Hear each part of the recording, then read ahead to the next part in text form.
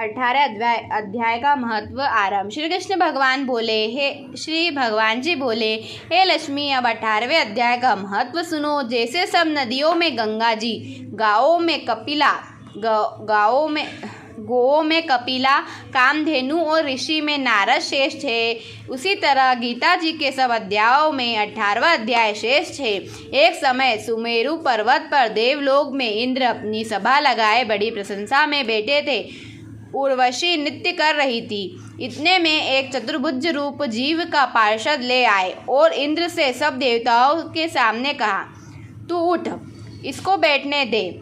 यह वचन इंद्र को बहुत अखरे। उसे तेजस्वी को बैठा तो दिया, किंतु अपने गुरु बृहस्पति से कहा, हे गुरुजी, आप त्रिलोकदर्शी हो, देखो इसने ऐसा कौन सा पुण्य किया है जिससे यह इंद्र आसन का अधिकारी हुआ।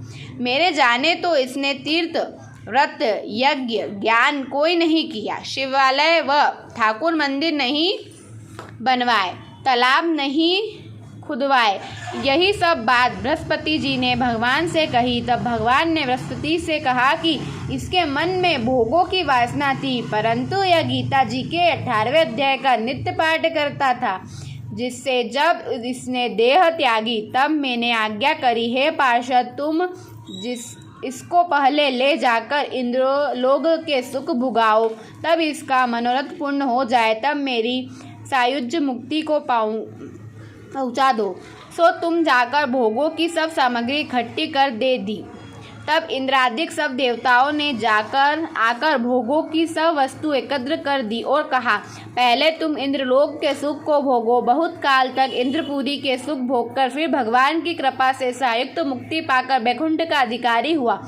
श्री नारायण जी बोले, हे लक्ष्मी जी, 18वें अध्याय का महत्व है। गंगा, गीता, गायत्री, कलयुग में यह तीनों मुक्ति की दाता है। 18वें अध्याय का महत्व संपूर्ण।